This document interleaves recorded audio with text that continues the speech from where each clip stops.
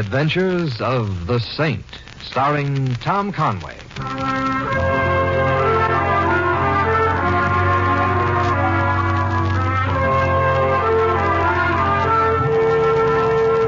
The Saint, based on characters created by Leslie Charteris and known to millions from books, magazines, and motion pictures. The Robin Hood of modern crime now comes transcribed to radio, starring Hollywood's brilliant and talented actor Tom Conway as the Saint. Yes? I'm Simon Templar. I have an appointment with... Oh, yes, Mr. Templar. We've been waiting for you. Come in, please. Thank you. This way. You had no trouble finding the place, sir? None. The Allison house is too large to overlook.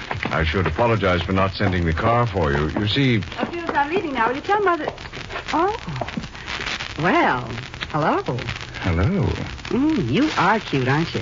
Frankly, I've never given it much thought. Let's see. Mother hired you to drive the car. No, that wouldn't be it at all. She hired you to escort her to Bermuda. You're not the escort type. Miss Allison, this is the Saint. Oh, then that's why Mother hired you. Well, good luck. Fields, if Mr. Dunn calls, tell him I've already left for the track. Goodbye, Dreamboat. Goodbye. She, goes with the house, I take it. Mrs. Allison's daughter, Cora, by a late marriage. A very spirited young lady. Oh, here's Mrs. Allison's bedroom. Mrs. Allison, Mr. Templar is here. Well, send him in. Send him in. Come over here, Mr. Templar. Let's have a look at you. Very nice. Just, exactly what is being hired, Mrs. Allison? A detective or a profile? Both. Now sit down. I'm not ill, Mr. Templar, just wearing out. And please don't allow the appurtenances of an aged woman to distress you. They're the wages of an extremely indulgent, but not uninteresting life. You don't seem as weak a woman as you let on, Mrs. Allison. A gentlemanly thing to say, Mr. Templar. But the strength you see left in me is only the extra strong light of the candle before it burns out. Here, Mr. Templar, is a check for $1,000. It's yours. Just like that? I never thought money was for anything but spending. And now, shall we talk of my need for you? For $1,000 to my favorite charity, you can talk of anything. You have seen her? Who? My daughter. I ran into a light breeze on the stairs. Field said she was your daughter. Mr. Templar, Cora is an exciting, spirited girl. She's had everything that's fine in life. And now her only reading matter is the racing form. Her only art, self-beautification. Her only music, the raucous sounds of a nightclub. Look. I found this gun in her room. She thinks it's cute to carry a gun. But that isn't all. The real problem goes deeper. Oh, a man? How did you know? It usually is. His name is Frank Dunn. Yes, he runs the Paradise Club. You know him? Yes.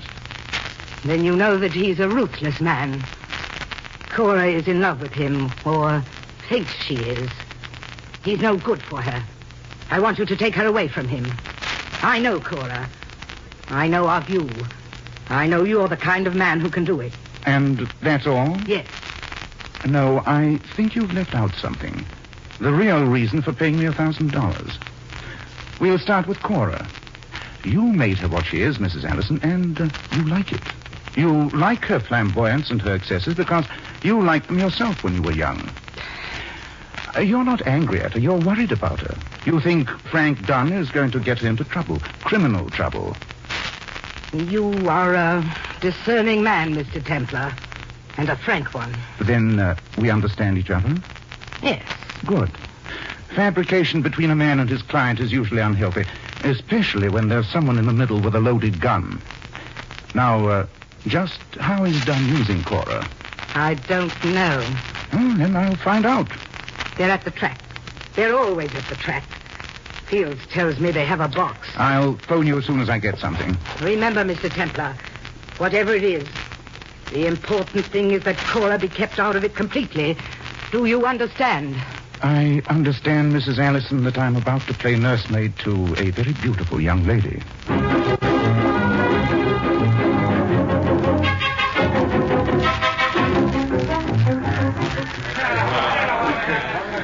Tell me now, Frankie, which horse did you have? The winner, Cora. Oh, you always say that. But this one was a photo finish, darling. Which one did he have, Moose? You tell me. I wouldn't know, Cora.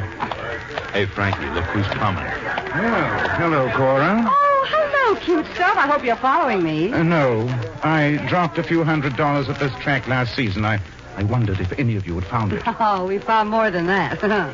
Frankie, darling, this is Simon Templer. Mr. Templer, this is Mr. Hello, Frankie. Hello, Saint. Oh, you know each other? Yeah. Yeah, we know this Saint. And you're a gorilla named Moose, aren't you? Or are you a moose named Gorilla? Now listen, Gumshoe. Easy, Moose. So, you know this guy, Cora, huh? Well, not as well as I'd like to. Met him at the house.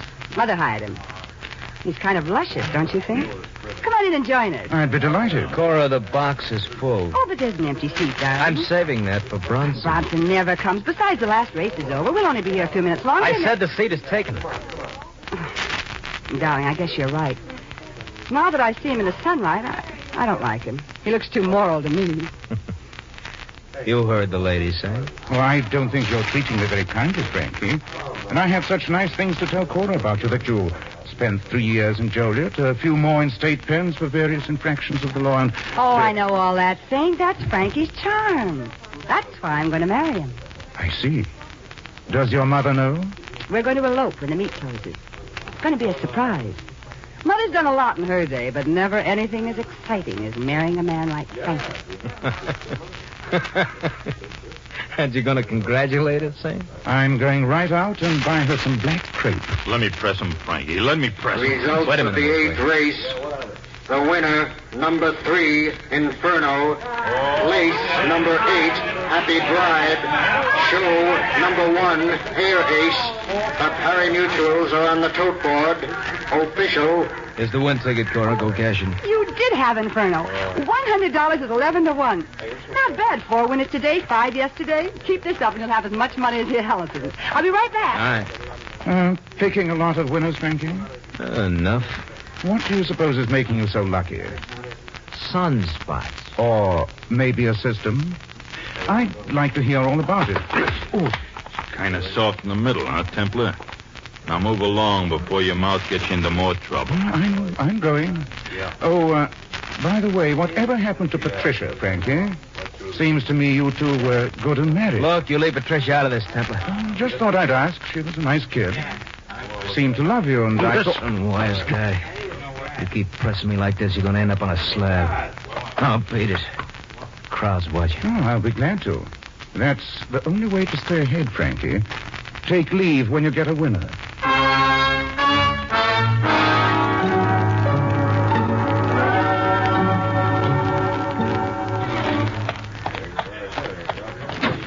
Leaving the track so soon, Mr. Templar? Yes, Eddie, it was a little too crowded.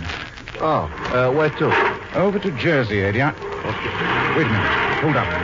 Well, what's the matter? That girl standing there, the one with the dark glasses and veil. Oh, yeah, she's a melon, all right. She's the one I'd go all the way to Jersey for. Hello, Patricia. Huh? Frankie know you're at the track? I don't know. You Oh, wait a minute. Don't go. let go of my arm. Not until we've had a chance to Let go of talk. my arm. I said I'm going to call a cop. I don't think you will. You don't want to draw any attention to yourself. That's why the dark glasses. Who are you hiding from, Patricia? Frankie? What do you want, Saint? I told you. A few moments of pleasant conversation. You won't get it from me. I might. You know, Frankie and I were just talking about you. You know I'm in town. You know I'm here. I've got a cab waiting. Come on, I'll take you home. I don't want to go home. Where do you want to go to? Staying at a hotel in Madison. All right, I'll take you there. And we'll drive slowly. We've got a few things to talk about.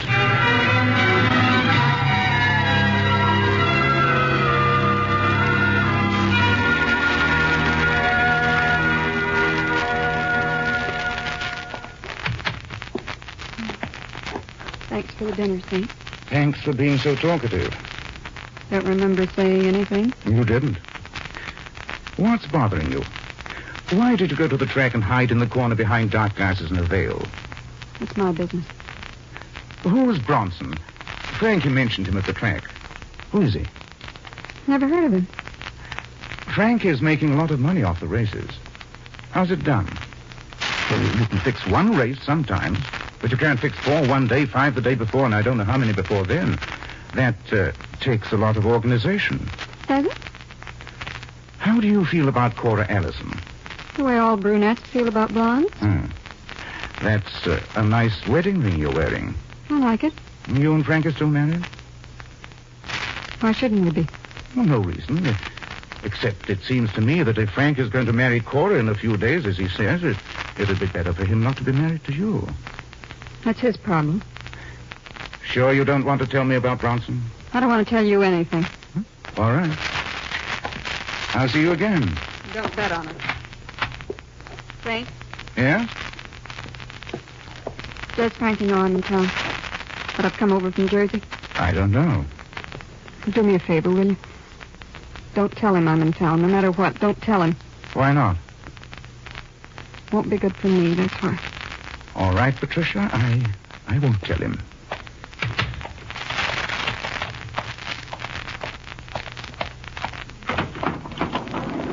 Going down, sir? Yes, thank you. Hey, those were shots. How astute of you. Locked. Got a key? No, but I can get one at the desk. No, give me a hand. Right. Come on. Go on. Just a little more. There. There she is, mister. Wow, look at that rug. Whoever did it made sure. Yeah, and the window's open. Fire escape, alley 1 flight down. Call the police. Right away. Boy, Mr. Cunningham's sure going to be sore about that rug. Eddie, come over here. I hear you, Frank, but I don't see you. Up at this window. Oh, yeah. You were parked at the end of the alley. Did you see anyone come out of it? Oh, well, I was kind of dozing. A blonde with a nice shake, maybe? Maybe. Got into a black limousine, maybe? Cora Allison.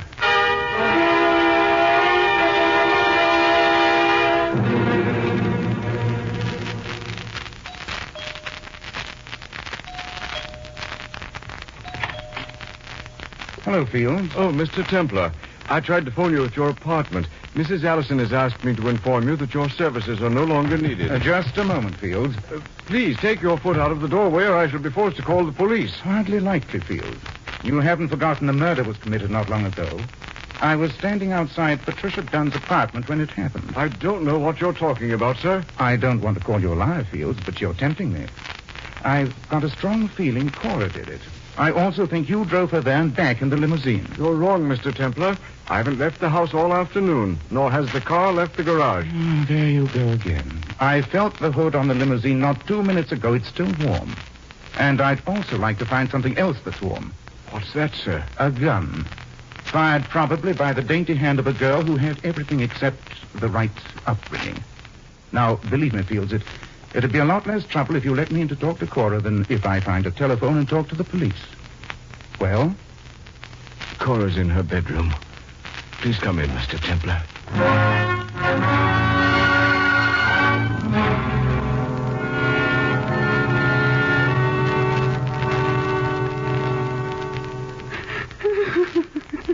Cora, if you're going to keep on crying, we're not going to get anywhere. But I tell you, I didn't kill her. Yes, I heard you. And you don't believe it. I'd like to, but you've got a lot of things to explain. One is the automatic you used to carry. What's a pistol for if not for shooting? Oh, I never shot a pistol in my life. Oh, I see. You used it as a paperweight. No. I carried it because it looked good. Uh-huh. Like a mink cape? Oh, I tell you, I didn't kill her. Oh, how would anyone know if you ever told the truth? You know, to some people it also looks good to tell a lot of clever lies. You also said you went to Patricia's apartment. I wasn't. I came home right after the races and had dinner here. Yes, I came right home. All of which reminds me of Pinocchio, whose nose got longer every time he lied. Well, ask Fields. I was home all afternoon. He saw me. We've already been through it. His nose is getting longer, too. Cora, listen to me. A cab driver saw you running up the alley away from Patricia's place after the shots were fired. Who? Somebody. It doesn't matter who. You're making it up. Strangely enough, I'm not like you, Cora. I don't think it looks good to make things up, especially when murder's concerned. The cabbie saw you and the limousine and Fields. And I'll tell you one thing more. The police will be able to prove you were there. Oh, you're... Luscious, I know, you told me. All right. All right, I was there. I killed her. I killed her. Now are you satisfied? Now do you believe me? No. Don't believe her, Mr. Templar. She's lying. Oh, Mother. She didn't kill Patricia Dunn. I know because I did. I just phoned the police and confessed.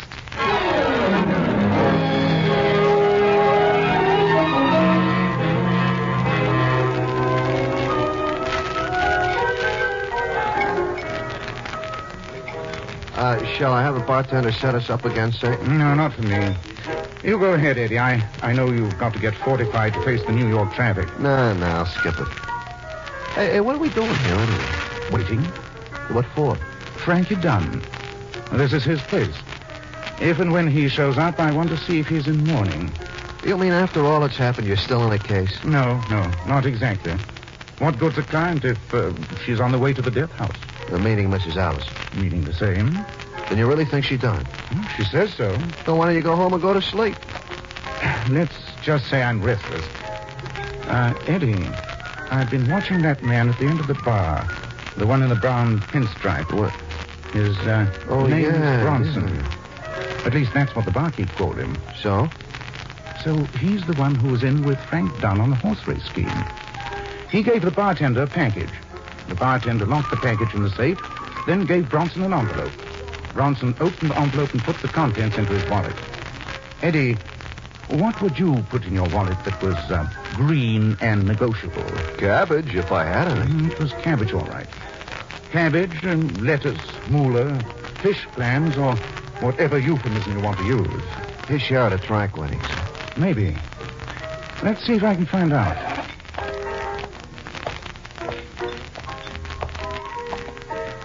Good evening, Mr. Bronson. We have met. Not formally, but we have mutual friends. Frank Dunn, Cora Allison. They tell me you have a great way to beat the horses. A sure thing. Until you're caught, that is. Who are you, young man? Superman. And my X-ray eyes penetrate your coat and see the money in your inside pocket. Your share of Dunn's track winning. You're the most absurd young man I've ever met.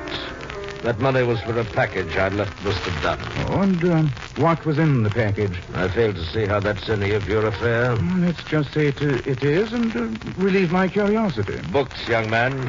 I'm a book dealer. I have a shop on 3rd Avenue. You must come and see it sometime. The money Mr. Dunn gave me was simply payment for the books. They must be pretty expensive. There was a lot of money in that envelope. Rare books. Tell me, young man, where did you ever get that delightful notion that I know how to beat the horses and that I'm involved in something with Mr. Dunn and, what was the girl's name? Cora Allison. Oh, yes. A charming idea. I'll tell you what you do, young man.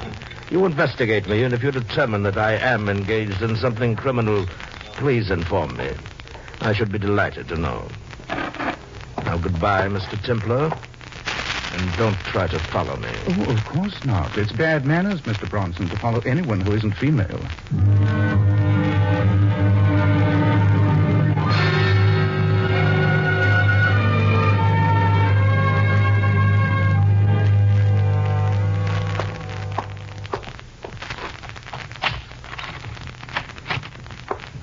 Mr. Templar. Hmm? I've been waiting for you in the hallway for almost 2 hours. I was wondering if you'd ever get home. I was out getting my mind off a no-good case.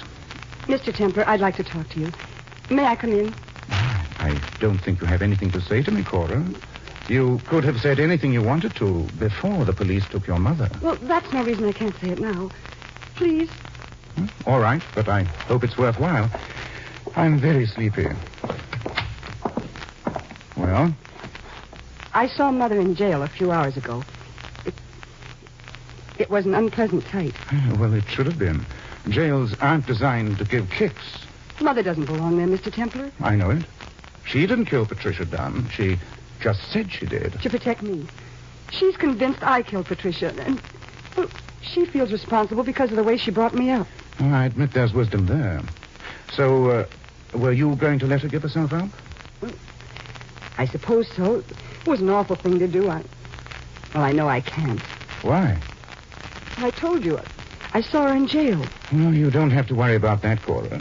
The police will soon find out they haven't got a case against her and she'll be released. Of course, they'll look for someone else to take her place. Meaning me? Have you got a better suggestion? That's just it, Mr. Templar. No matter what you and Mother think, I didn't kill Patricia Dunn.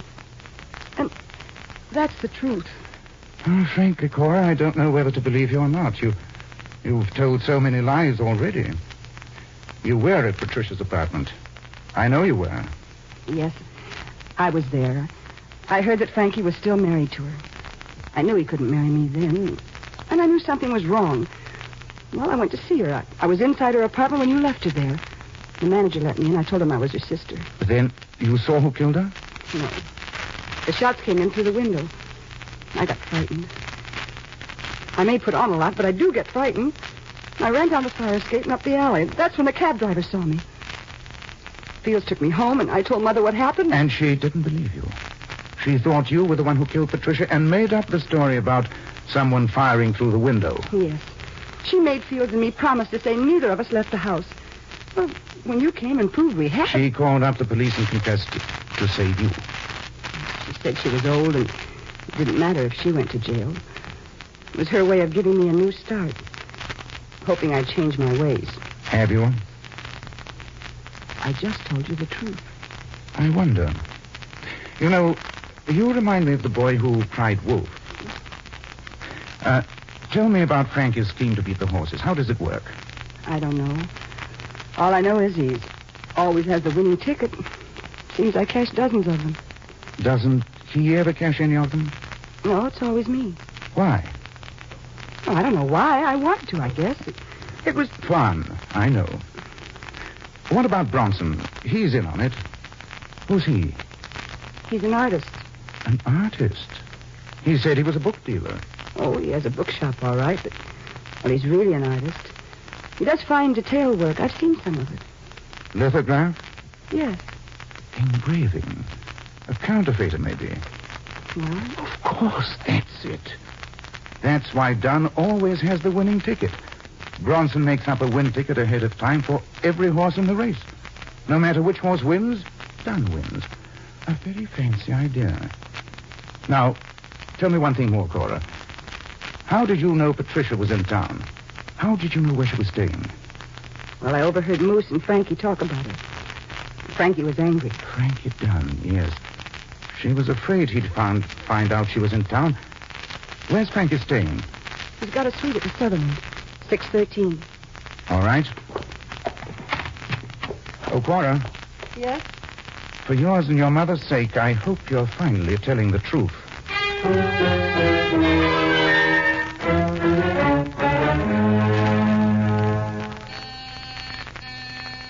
It's open. Come on in, Moose. I've been waiting for... Saint. Hello, Frankie. Overcoat on. Where are you going someplace? I am going someplace. Yes, but not where you think. You're going to change places with Mrs. Allison. That's very funny. Oh, I know all about the counterfeiting, Frankie. And I know Cora was used to front for you. You, with your reputation, couldn't keep cashing so many win tickets. Somebody would begin to wonder. But Cora was relatively safe. However, that isn't the important thing, is it? No. Patricia's murder is. That's right, Saint. That's the important thing. Now get out of my way. I got a gun in his overcoat pocket. I don't want to have to kill you because I'm saving these bullets for someone else. Oh, who? The one who really killed my Patricia. I don't mean Mrs. Allison. What do you mean? A kid with too much money, no sense, and less feeling, Cora Allison. Oh, but she said she didn't do it. She says a lot of things. But I believe her this time. She's a changed girl. Ruffled, but wiser. And I don't think she killed Patricia. You got an alibi, Frankie? Yeah. A real good one. I loved her. Is that why she was so scared of you? She knew I wanted her out of town till the job with Bronson was finished. She knew if I knew she was in town, I'd have slapped her around and sent her home. Well, I must say you have a unique way of showing affection. It's my way. Well, it's very touching, Frankie, but I don't think that alibi would stand up in court. Yeah, well, this one will. Both Moose and I were in the bar at this hotel when Patricia was killed. And the house Dick and 6 other people saw us, so I guess you made a mistake. Now get out of my way, Saint. I got a date with Cora. You're not going to kill Cora. Take your hands off I me. said you're not going to kill her. Saint, I didn't ask for trouble with you, but you're going to get it. There's your phone, Dunn. Answer it. Answer it yourself. All right, I will.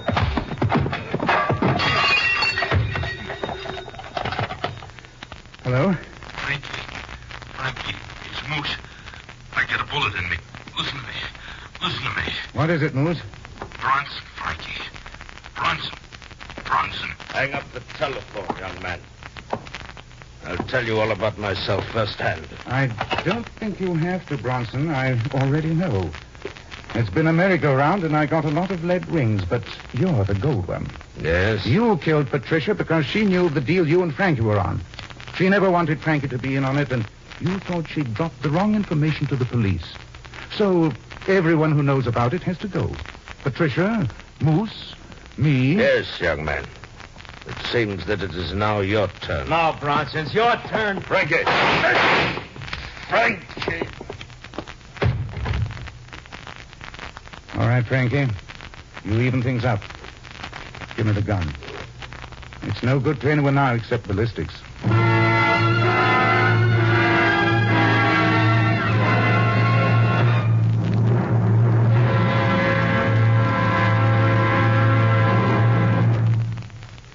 You have been listening to another transcribed adventure of the Saint, the Robin Hood of modern crime.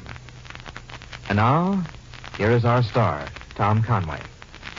Ladies and gentlemen, in our cast you heard Gail Page as Cora and Peggy Weber as Patricia.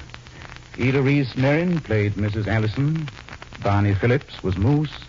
Tony Barrett, Frankie. The butler was played by Fred Shields. Bronson, Bill Conrad. Glenn Vernon was the elevator boy. Eddie was played by High Everback.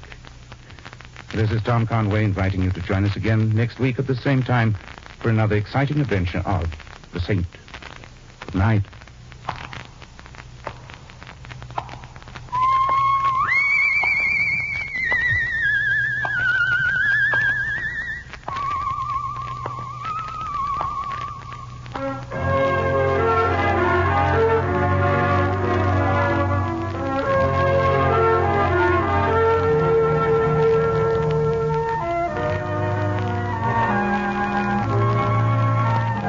Tonight's script of The Saint was written by Larry Roman.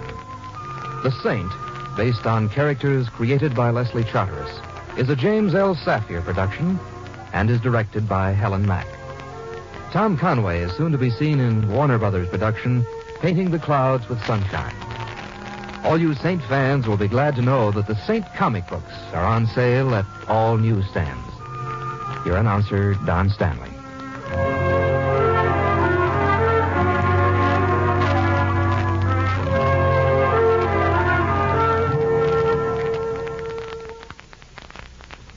It's the Silver Jubilee on NBC. Be sure to hear 3 more top mystery shows coming your way today on NBC. Continuing now, there's screen actor Lloyd Nolan as hard-hitting Martin Kane, Private Eye. Then actor Carlton Young comes to the NBC microphone as the Whisperer. And listen tonight for Adventure in the Catacombs of Rome with Mr. Moto.